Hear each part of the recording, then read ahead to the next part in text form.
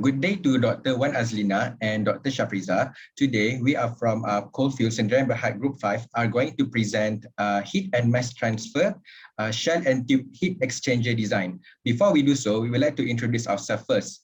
My name is Aizzudin bin Syazlan. My matrix number is 208144. Hello, doctor. My name is Ealvina Seenivasan with matrix number 206611. Hi, my name is Nur Rifqah binti Appri. My matrix number is 207371. Hi, my name is Nurul Qurratulaini Najwa binti Mohd Fadzli, and my matrix number is 205691.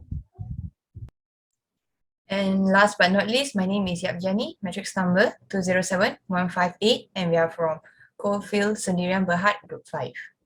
Okay, moving on. So our company, Coalfield Sdn Bhd, required to use linear technology to 550,000 tons of ammonia production per annum by using coal as the feedstock. In the design, heat exchanger is a significant equipment to preheat a coal fuel entering a heated process system using heat from the hot fuel exiting the system.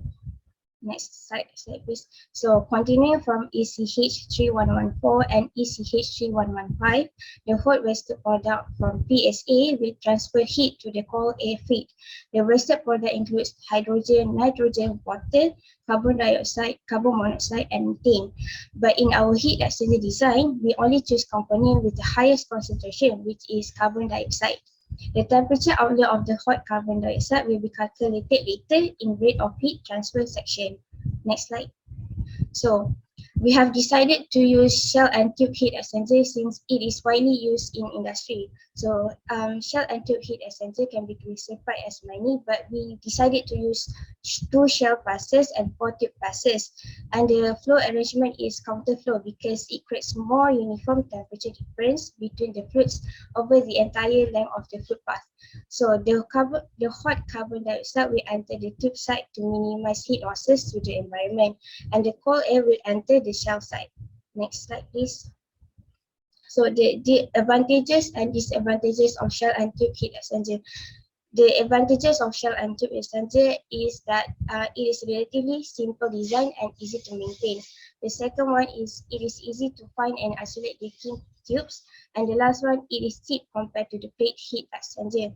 So, meanwhile, the disadvantages is it requires more space to open and remove tubes, and the cooling capacity cannot be increased. And the last one, it is less efficient than plate heat exchanger. Next slide. Moving on to the justification of shell and tube heat exchanger. The first one, it can transfer a large amount of heat relatively low cost. The second one, it is simple design and easy to maintain. And the last one, it can adjust the temperature of materials very efficiently. So I will pass to Rifqah to explain more about heat exchanger design. Next is heat exchanger design using Karim's method. First, we calculate the rate of heat transfer by using Q equal to mass flow rate times specific heat capacity times change in temperature. We got 1.18 times 10 to the power of 4 kilowatt. From that, we can calculate the temperature outlet for hot carbon dioxide, which is 49.98 degrees Celsius. Next. Okay. Second, we calculate LMTD calculation. The calculated counterflow for log mean temperature difference is 12.42 degrees Celsius, but we need to times it with the correction factor for 2 shell passes and 4 tube passes. We got the true log mean temperature is 12.418 degrees Celsius. Next slide. The total heat transfer area by using Q equal to UA times log mean temperature difference. We assume overall heat transfer coefficient is 100 watt per meter square Kelvin based on the range of air-cooled exchangers for gases. We got total heat transfer area is 951818 meters square. Next slide. Okay. For the tube layout, we use material aluminium with thermal conductivity conductivity K equal to 202 watt per meter Kelvin. The tube dimension, we use the existing standard for aluminium with assumption length is 13.865 meter. Then we can calculate the number of tubes by dividing total heat transfer area with the area of single tube. We got 2150 tubes. And since we use 4 passes, so each pass we have 417 tube. Next is the tube arrangement. We use 45-degree rotated square pitch as it offers easier mechanical cleaning on the shell side. It also doesn't produce much turbulence, hence greater falling deposit rates. Lastly, the tube pitch, we use the calculator is 0.127 meter. The 1.25 is the minimum ratio of tube pitch to tube outer diameter. Okay, next, Ealvina will present.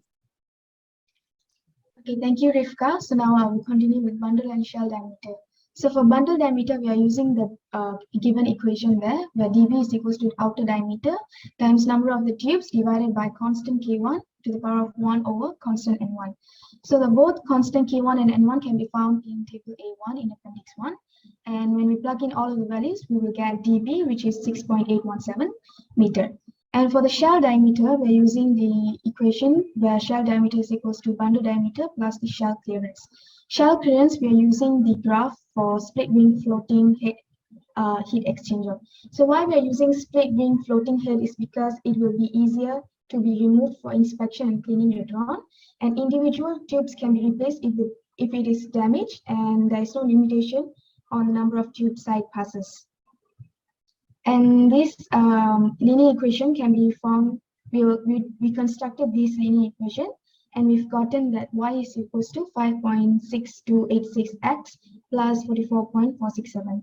So in plugging all of those values into the equation, we will get shell clearance is equals to 6.9 meter. Next slide. So for the baffle, so the type of baffle we are using is segmental baffles, which is commonly used because they divert the flow most effectively across the tubes. And the baffle cut is about 30% in order to provide a sufficient heat transfer with a reasonable pressure drop, not too high and not too low. And the baffle spacing is about 0.45 times shell diameter. Next slide. Next up is the baffle cut calculation. So in order to calculate our length of baffle cut height, we are using the formula BC, which is the baffle cut percentage equals to length of the baffle cut divided by shell diameter. So when plugging all of those values, we will get length of baffle cut height equals to 2.07 meter. Okay, I'll pass it to Jia Nie. So thank you to Ealvina. So I'll continue with the heat transfer coefficient, because previously for the LMTD calculation, we assume the overall heat transfer coefficient, which is denoted as U, as 100. So now we have calculate the real value in order to check whether the assumed value and the calculated value are almost similar or not. So first, in order to calculate the overall heat transfer coefficient, we have to calculate the tube side heat transfer coefficient. So in order to calculate tube side heat transfer coefficient, we need Reynolds number, Prandtl number, and Nusselt number calculation. So Reynolds number is mass velocity of carbon dioxide times with the inner diameter of tube divided by the dynamic viscosity of carbon dioxide. So in order to get the mass velocity of carbon dioxide, we have to, the formula is given as shown in the slide, mass flow rate of carbon dioxide divided by number of tube per pass times with the cross-sectional area of tube, which is pi, inner diameter of tube square per 4. And then Prandtl number is the dynamic viscosity of carbon dioxide divided times with specific heat capacity divided by thermal conductivity of carbon dioxide. And Nusselt number, we obtain the tube side heat transfer factor from the graph, specifically for shell and tube heat exchanger, times with Reynolds number and Prandtl's number to the power of 0.33. After obtaining all these dimensionless number, we will calculate the tube side heat transfer coefficient with the equation given HT equals to Nusselt number times with thermal conductivity divided by the inner diameter. So this is the tabulated data that we calculated previously. Okay, then we will obtain the value of tube side heat transfer coefficient is equals to 8,784 W/watt/meter cube per meter cube Kelvin. And then next we will continue with shell side heat transfer coefficient calculation. So almost similar with tube side heat transfer coefficient, we have to calculate the three dimensionless number, which are Reynolds number, Prandtl number, and Nusselt number. So three formulas are similar with the previous one, except for Reynolds number, we use mass velocity of air times with dE, which is dE is equivalent shell side diameter, which is given by the formula 1.27 divided by outside diameter of tube times with the PT to the pitch ratio to the power of 2 minus 0.785 times with the outside diameter of tube square. And then for mass velocity of air, we calculated by mass flow rate divided by cross flow area of shell, ACS, which denoted by ACS, and the formula for cross flow area of shell is given as ds, the diameter of shell times with pitch ratio minus the outer diameter of shell times with IB divided by PT. Okay, so after calculating the Reynolds number, Prandtl number, Nusselt number, we will calculate the shell side heat transfer coefficient, which is denoted by HS, which is as the formula given in the slide here, Nusselt number times with thermal conductivity divided by the equivalent shell side dE. Then we will obtain the value of shell side heat transfer coefficient equals to 127 watt per meter cube Kelvin. And then after calculating the shell side and the tube side heat transfer coefficient, we can now calculate the overall heat transfer coefficient, which is given by the formula in this slide, as shown in the slide. So U equals to 1/1 HS, which is the shell side heat transfer coefficient. RFO is the fouling factor of air. TW is the wall thickness divided by wall resistance times with AO divided by AM plus RFI, fouling factor of carbon dioxide, plus 1/HT, which is the tube side heat transfer coefficient times with AO/AI. And then the wall resistance formula is given by length of tube divided by thermal conductivity of tube times with cross-sectional area of tube. Then we move on to the overall heat transfer coefficient tabulated data. So after we obtain the value of overall heat transfer coefficient that we calculated is 99.20, which is less than assumed U, which is 100 that we assume. So the deviation is negative 0.80%, which is 80%. So the deviation is calculated by the calculated U minus the assumed U divided by assumed U times with 100%, and which is accurate because we use Kern's design, and Kern's limitation for percentage difference is 30%. So it's less than 30%, which is 0.80%. So which is, our calculation is correct. And then over design is necessary to prevent accidents. So the one that we assume is 100, and the calculator is 99.20, which means that we had over design, we have prepared for the over design. So we assume it as 100 instead of 99.20. So I'll pass back to Ealvina to continue. Thank you, Jani. So moving on to the next slide. So since fluid must be usually forced to flow by pumps or fans through the heat exchanger, and the pumping power is significantly contributes to a fraction of the annual operating cost of the heat exchanger. So pressure drop is very important to be calculated. So it is stated that the pumping power is directly proportional to the pressure drop through the heat exchanger. So when the pumping power increases, the pressure drop will also increase.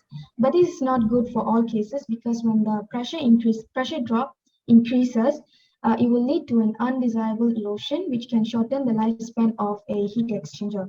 So it is very important to check the pressure drop in both tube side and also the shell side. So for the pressure drop in the tube side, we are using the formula given there, where NP indicates the number of tubes per pass, and JR is the friction factor for the tube side, which can be obtained from the figure A4 in Appendix A. And the rho indicates average gas mixture density, and capital V indicates the velocity of the gas mixture.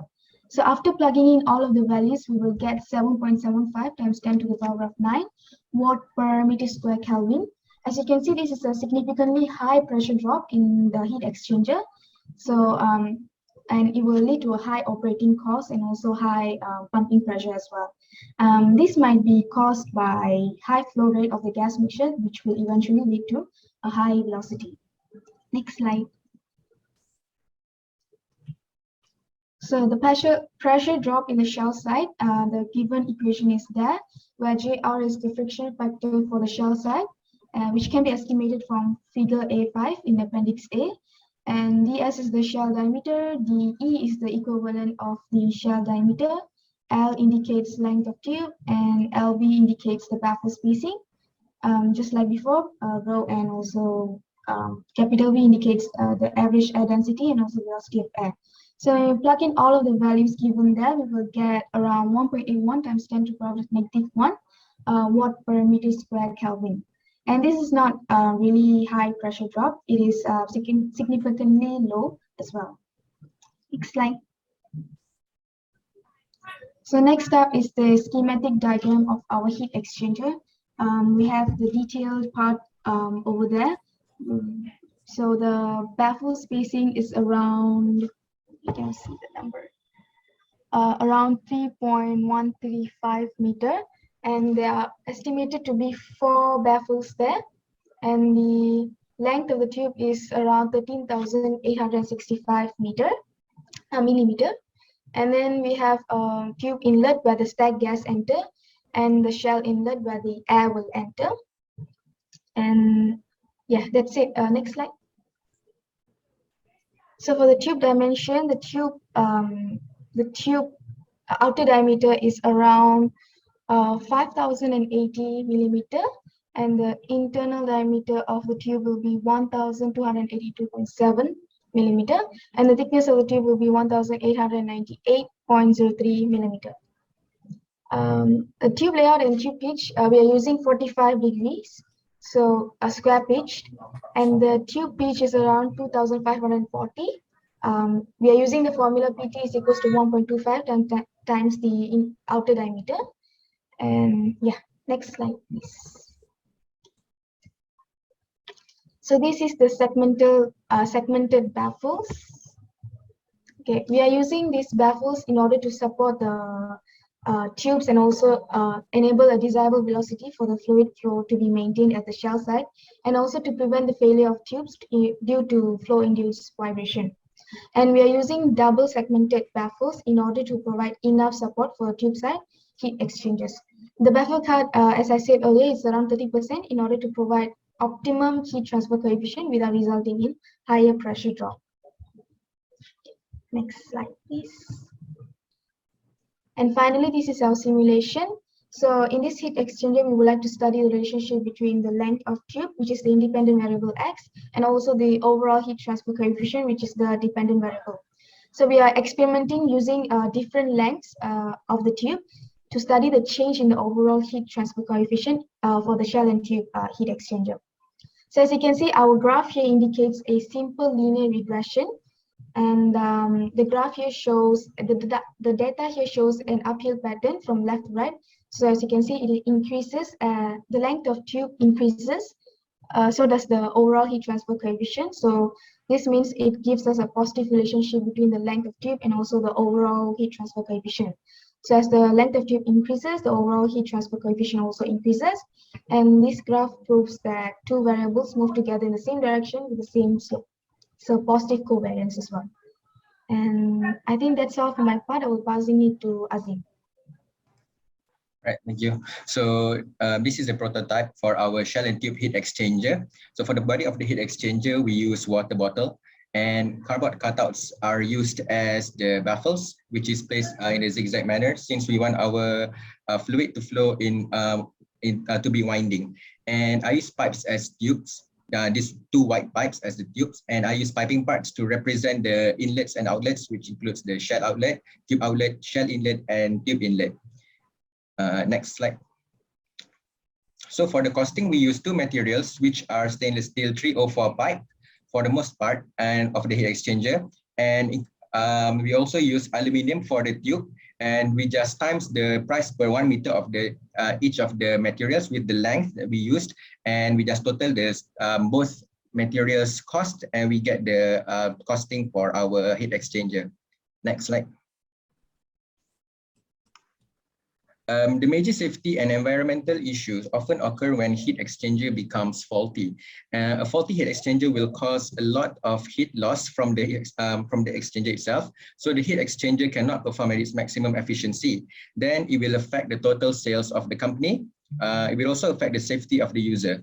Over time, metal body of heat exchanger cracks and can cause gases on the inside to be released into the atmosphere. Leakage of highly flammable or corrosive gas could happen as well.